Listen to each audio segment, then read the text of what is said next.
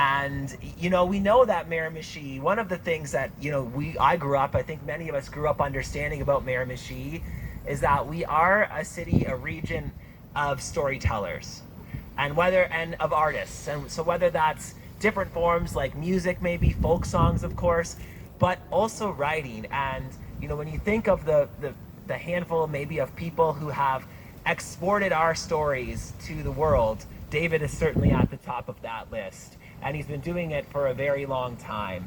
And so today, it's very fitting that we're able to pay tribute to David.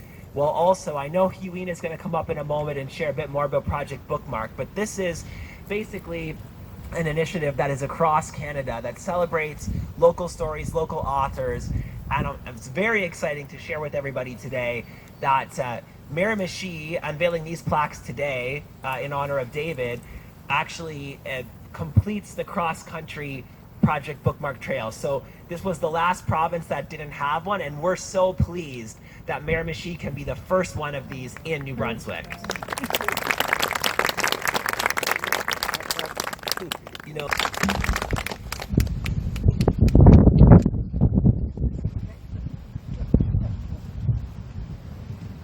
Hello. Today I am in the Miramichi for the first time, physically, that is. But through the magic of books, especially through the novels of our distinguished guest, Senator David Adams Richards, I have been here many times. Mr. Richards, everyone is very pleased about 3 details in the early part of your biography. Number one, you were born here in Newcastle, in the Miramichi.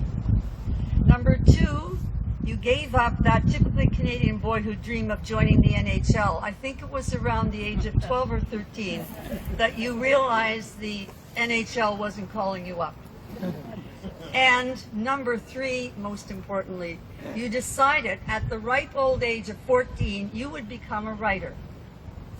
I love the words, your words, in the documentary Landscaping of Dar. You are explaining why you write about this area. Quote, I did it because I love the Miramichi. I did it because I love the people. I wouldn't have written a word if I didn't love the people. I wouldn't have written a word if I didn't find in them something sanctified and something of beauty.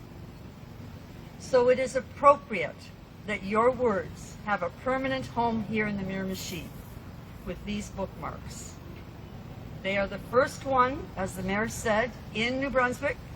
They're the 30th on the Canlit Trail, and they are being installed, or have been installed, during the 30th birthday year of the city of Miramichi. Good things come in 30s. So how did it happen?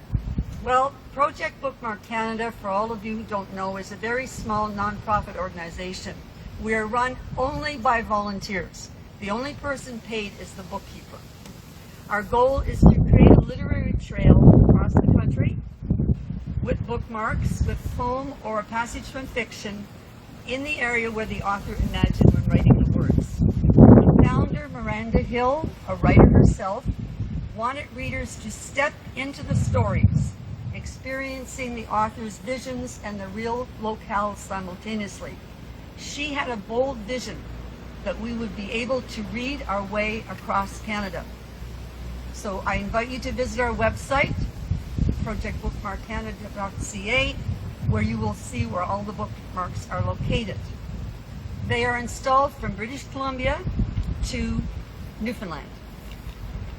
Now, some are located in the Atlantic provinces. In my home province of Nova Scotia, specifically in Cape Breton, where I came from, there's a bookmark for Alistair MacLeod's No Great Mischief. Just as you go into cross the causeway, you stop at Fort Hastings, and that's where the bookmark is. In Halifax on Citadel Hill is a bookmark for Hugh McLennan's Barometer Rising. And then if you go to the Rock, Newfoundland, you'll find a bookmark with this poem, The Sea Breeze Lounge by Al Pittman, and it's located at Woody Point in Grossmore National Park. And those of you who visit PEI can read a poem called The Gable Window by Lucy Maud Montgomery.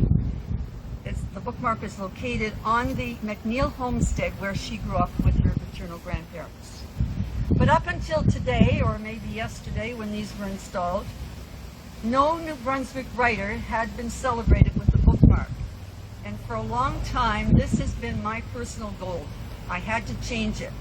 I have a connection with the province, having spent some of my youthful years at Mount Allison University. And so that's the impetus, you might say. Now, many people supported the bookmark. Now, David, we talked earlier about Doug Gibson. Your friend, Doug Gibson, who was the former president and publisher of McClellan Stewart, suggested a bookmark with a passage from the Friends of Meager Fortune be put in the Miramichi. And here is a quote from Mr. Gibson. I strongly favor the David Adams Richards bookmark. It will strongly tie his distinctive work in with the Miramichi area that my friend David portrayed so well. That was the start. Then your Miramichi people helped. They have been spectacular. I think I've met half the town. My hair's annoying. Mayor Lordon and the council gave the go-ahead for the project. Thanks for your generosity to the city and the citizens. Jason Walsh managed the project from idea to installation. Thanks to him. Gail Harding is somewhere around here. I call her the event coordinator. She worked her magic so that everything that's happened today is happening. Thanks very much, Gail. And then we go to Dayton Pratt, who organized the installation. Thanks to him and his crew. And also thanks to Faye Ross. She's the lady who's made the cookies that you're going to have after the service. I sound like the church is nearby, right? Okay, now, we have many, many congratulations for David on this special day.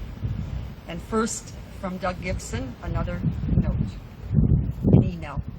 It is fitting that David should be honored with this important symbol of his excellent work as one of Canada's great and most prolific writers. I am very pleased to have published him and rejoice in this new recognition. With very best wishes, Doug Gibson. You got it? Very good. Thank you, everyone, for being here. I know there's lots of things you could be doing rather than this. It's a little windy, eh? Hey. So,